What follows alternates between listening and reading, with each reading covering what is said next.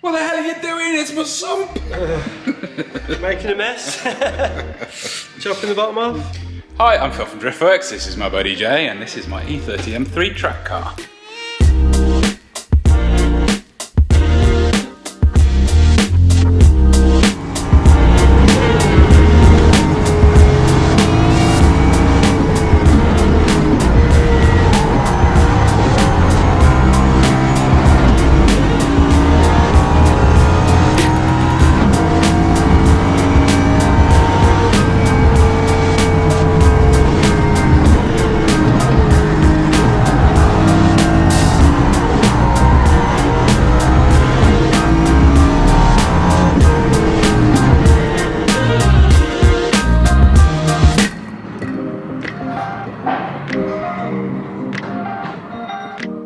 So in the last video on this car, you saw us attempting to get round the Nurburgring pretty badly. We didn't die. We didn't die, which is always a good thing. And we came, well, you know, we had a little bit of a risky situation in that we had a potential oil explosion about to happen to the car because the nose of the sump on this had been scraping, particularly around carousel, and it was about to wear through. So lucky catch, glad I didn't do any more laps in that one because it could have ended badly. Yeah, come on more, you might be in trouble. Yeah, Let's show the folks. probably.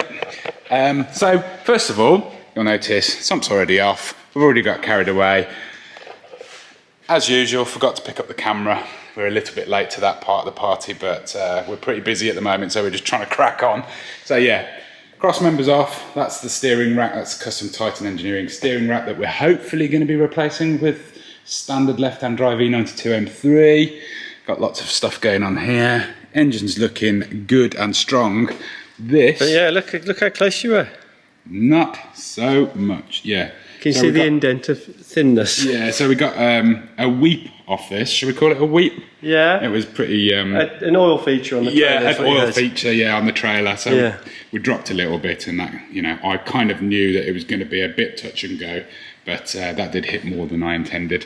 Luckily, we have already modified the main pickup on this. On the S65 engine. We've got loads of extra clearance on that. I think it's about 25mm, and we've got a baffle kit in there that we did when we first built this car. All we're going to do now is shorten the front oil pickup, which is kind of like more of a scavenge pickup, I think. It just feeds to the main pickup there, so it scavenges out of a little nose piece here and feeds back into this bit and is picked up there. But we've done all the measurements and calculations to make sure that we're going to get the height of this correct once we've shortened it. And as you can see by the bit that Jay's holding in his hand there, we're already in the process of shortening the actual oil pan itself, which you've also aquablasted, which looks nice. Yeah, it's a bit Vapor honed, aquablasted. Vapor blast, I think it's called, but it's a little bit big for Craig's machine, so Yeah. couldn't really get around everywhere. It's not mint, but it's certainly going to make him a bit happier when it comes to welding.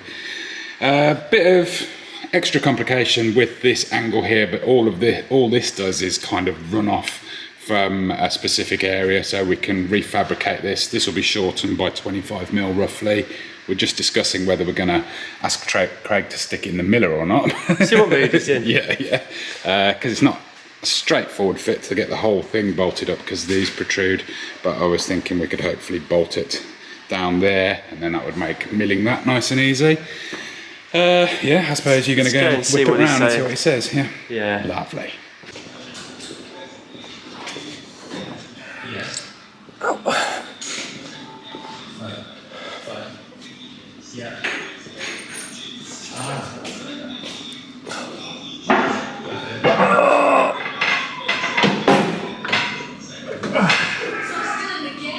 Can you just do this? I've lost you. I'm hiding. Da-da-da-da. Managed to stop you doing whatever you were doing. I need my own stuff to be fair, so not too bad. You want 25mm off? That's what he said. Off which bit? What do you mean off which bit? Your wonky cut. Off the lowest bit then? Wow. That's only about 3mm off. Well, it's not bad. I mean, I like to think I have an eye for detail. Engineer's eye. Yeah, like a laser. Right, okay, so we have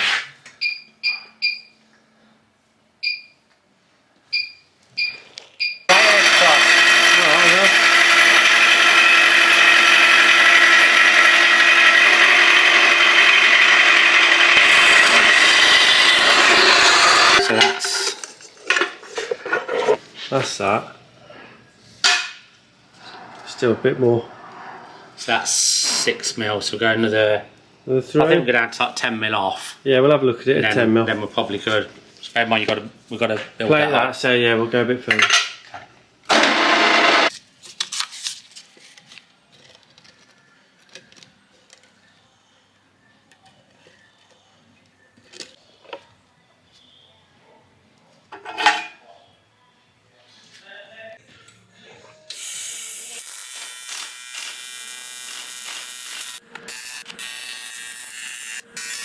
It's quite clean and well prepped for you, Jay. I blasted it.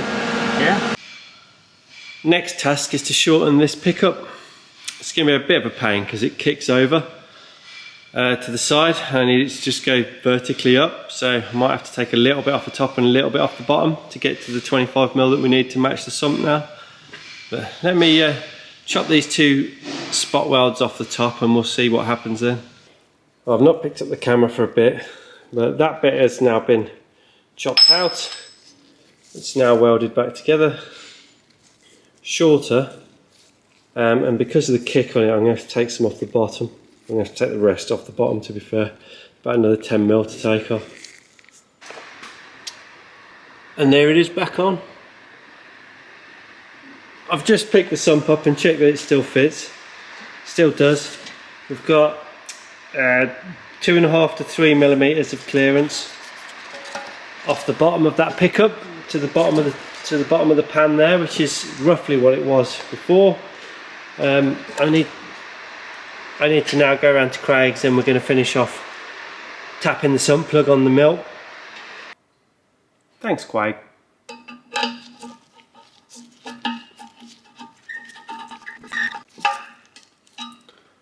Beautiful. Let's check for leaks. Right, check for leaks. I'm going to stick some ATF in it. That finds its way out of pretty much everything in the whole world. So if this stays in, we're good to go. Obviously the thing needs cleaning out before I refit it. It needs cleaning out anyway. I need to make sure I've got all the glass bead out of it that was used in the blaster. Be good, welds, be good. I'll give it a few minutes. While we're at this stage, while I'm waiting for that to see if it's going to leak, I'm going to have a look at some of the rod bearings on this. If you're into these engines, you know it's a big thing. They love to wear rod bearings out, and it seems to be a BMW thing. To be fair, any M engine seems to have its own special problem, shall we say. But yeah, I'll get a couple of the easier ones to get off out and we'll have a little look at them. Right, there's the first one down. Doesn't look too bad. Now, believe it or not, these are, am I going to say used bearings? This is the second engine these bearings have been in. So we had the original engine in this car years ago, which had these, I think they're clearance corrected BE bearings and ARP bolts. And we had a problem with, I can't remember what the problem was with that engine, but basically it was filling the filling the oil filter with shrapnel. And in the end we couldn't get to the bottom of it, so just stuck a used engine in it quickly for a track day in 2019, I think it was. So all the times this car's been used since 2019 has been on this engine with these bearings. So yeah, we quickly swapped the bearings over because they cost an absolute fortune and we didn't know if it was a good engine at the time. And they seem to be, well, first one I've pulled out looks pretty much identical to when I put it in. The top one, I don't know if you'll see it very well, but yeah, just the same. Crank looks pretty lovely. I'll oil this up, retorque the bolts and move on to the next one. I'm going to do probably the first 6, but the back 2 you've got to take the oil pump pipes off, and you know, if the first sticks are good, it's good. It's not like it made any noises or has bad oil pressure or anything. You wait. There we go, second one. Again, not too bad. You can see these tiny specks in there. Well, you sort of can. There you go, you can see those tiny specks in there. They were from the old engine, which was eating itself and filling itself with shrapnel. But again,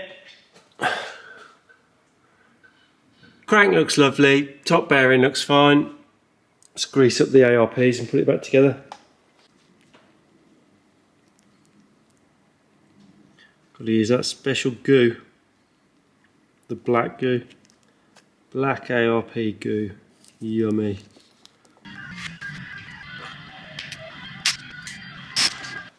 Got a Craig here for inspection now. I've got a camera for once. Yeah, don't be all wobbly. Do what Jay does, look. What we got? You're just getting dripped on. Have been for weeks. You've got one there in no sump on, one there in no sump on. That looks fine, doesn't it? That's the crank The bearing look right. yeah, the bearing's got a little marking, the same as all the ones I've taken off. But there. yeah, but they're not worn. No. And as I said before, the old engine did pick up quite a lot of treasure before. Yeah, that's fine, that, isn't it? No, it's perfect. Yeah. That's good news. Put it back together then. Wow, I hope it runs again. You know, it's always a worry, isn't it, when you take the bearings apart? Yeah. And the sump's ready to go. Yeah, it doesn't seem to be leaking, so you've done well.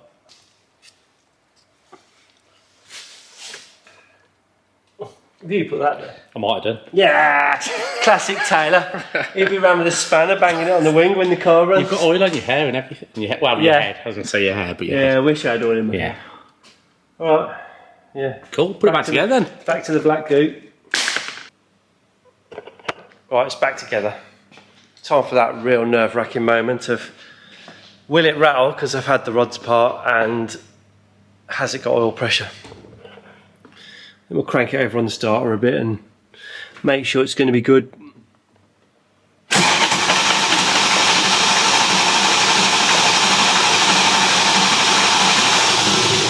Well, no knocks on the starter mode, so that's a good start.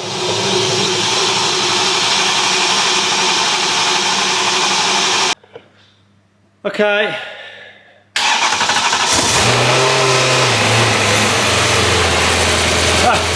It's only a washer falling off, no problem. 6.5 bar. It sounds about right. Doesn't sound terrible. Alright, turn it off. Result. Yeah, nice work, bro. Well, as long as there's not a big puddle under it. Wow, you've tested it as much as you can. You've got ATF in it, all sorts, isn't there? Sweet. Right, Nice. tick that job off then. Or tick. I just realised I hadn't filmed the end result since I put it all back together, but there you go. As you can see now, it is higher than the cross member, so hopefully this isn't going to get eaten by the road, or if it does, that might not be the first of your worries.